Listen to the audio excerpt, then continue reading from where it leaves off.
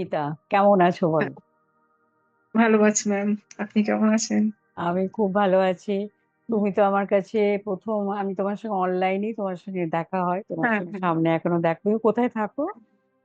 আমি আহ, ব্যাঙ্গালোরে থাকি। ব্যাঙ্গালোর, হায়দ্রাবাদ কেন বলছিল, ব্যাঙ্গালোরে থাকো। প্রথম কোন ক্লাস করেছিলে তুমি আমার কাছে? ফার্স্টে আমি করেছিলাম আপনার কাছে হচ্ছে ক্রিস্টালের ওপর ক্লাস করেছিলাম।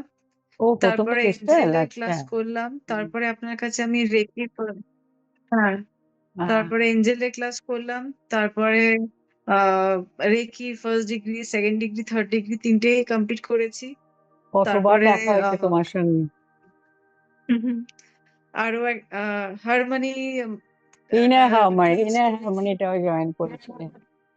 মানে হ্যাঁ, রেখে তারপরে মানি ক্লাস করেছি। অনেক ক্লাস হয়েছে, অনেক দিনের ওই তুমি। আর এখানে আমি এটা বলি যে তোমাকে আমি হিপনোথেরাপি সেশন তুমি আমার কাছে করেছিলে মানে গত বছর পুজোর হ্যাঁ, আগে আগে, হ্যাঁ।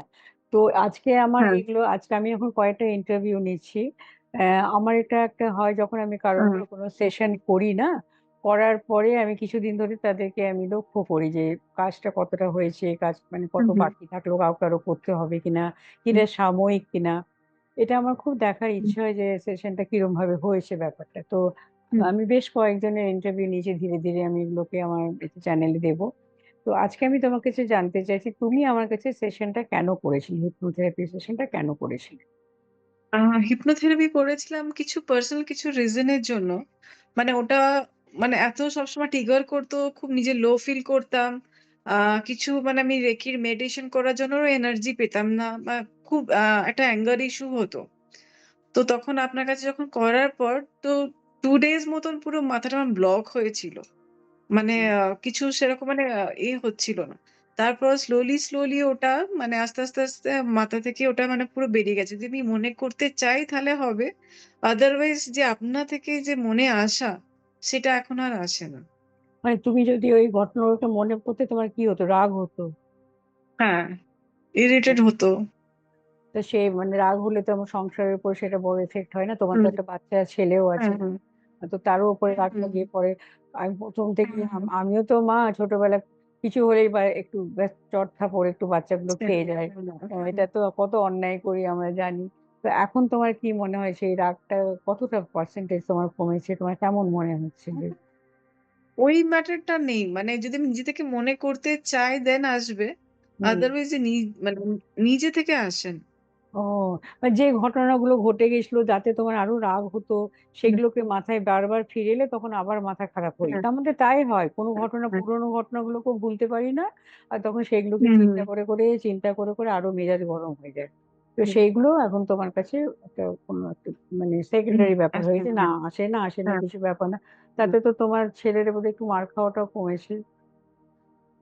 হ্যাঁ, মানে ওই ব্যাপার নিয়ে আর হয় না। বাট ও বদমাশি করলে তো তখন তো সে হয়। তো সেটা ঠিক তো আছে, আলাদা। কিন্তু হয় না, হ্যাঁ, অনেক সময় হ্যাঁ, দেখা যায় কেউ হ্যাঁ। কিছু বললো বা বাচ্চাটার উপরে চললো, বকুনি যা বকাবকি করে হুম, হুম, ফেললাম, বাচ্চাটার উপরে করলো।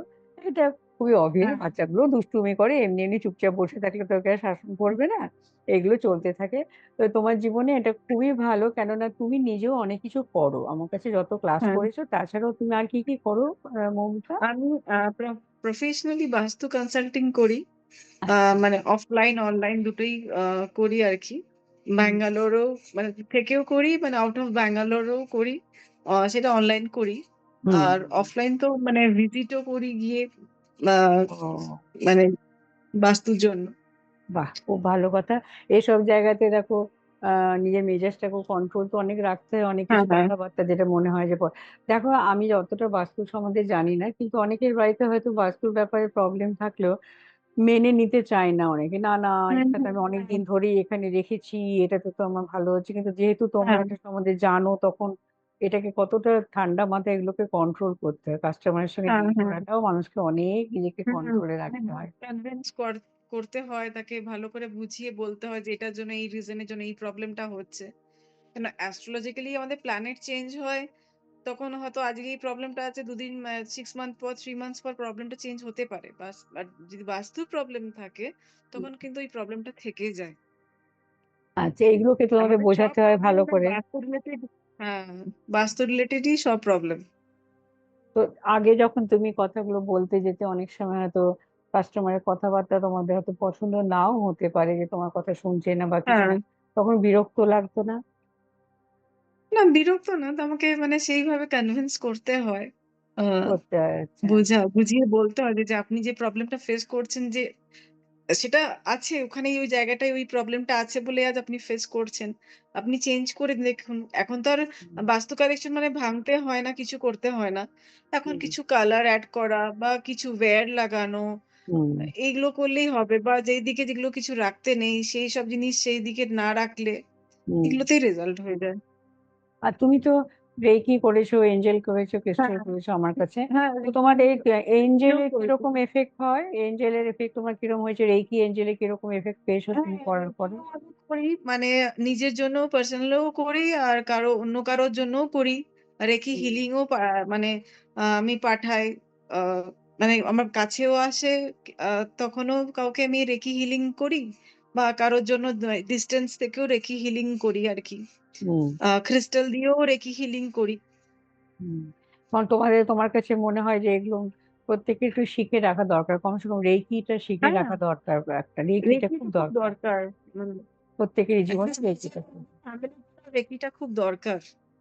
খুবই দরকার, কেন বাইরে যাচ্ছি কারো কাছে নিজের প্রোটেকশন এর জন্য তো খুব দরকার।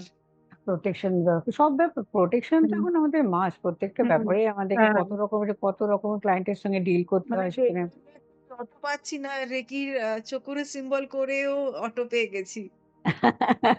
কত রকমের এঞ্জেলও আছে, এঞ্জেলও বিরাট হ্যাঁ, বিরাট আমাদের হেল্প করে, এঞ্জেল দিও। হ্যাঁ, দেখ, তোমার সঙ্গে আমি বসলাম ওই জন্য, দেখার জন্য যে তোমার আমার কাছে হিপনোথেরাপি সেশন নিয়ে তোমার যে খুব ভালো রাগের লেগেছে। ব্যাপারটা, ওই রাগটাকে তো হ্যাঁ, থাকতে গেলে কোনো কাজ করতেও মানুষের ভালো লাগবে না, না, মানুষের মধ্যে সারাক্ষণ যদি একদম ইরিটেশন থাকে। না।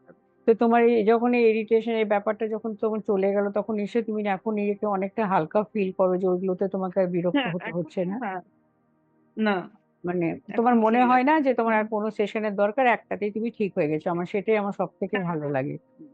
আমি বেশ এখন কয়েকজনের সেটা নিলাম। ঠিক হয়ে গেছে। হ্যাঁ, আমি এক দুজনের পাচ্ছি না করতে, আমি সেটা স্বীকারও করছি। হয়তো তাদের হুম, আরো হুম, টাইম লাগবে।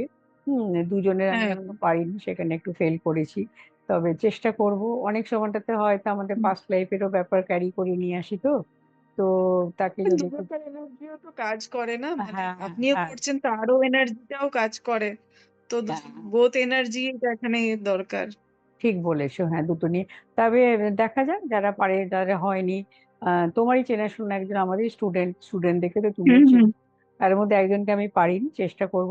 তবে তুমিও, তোমার হ্যাঁ, একটা হ্যাঁ, সেশনই হয়ে গেছে, খুব ভালো লাগছে। হ্যাঁ। তোমার জীবনে আরো ভালো হোক, মাথা ঠান্ডা করে কাজ করো। কোনো হুম। রকম দরকার হলে আমি তো আছি। ভালো থেকো, thank thank you you ma'am. আমাকে শেয়ার করার জন্য, থ্যাংক খুব ইউ। ভালো।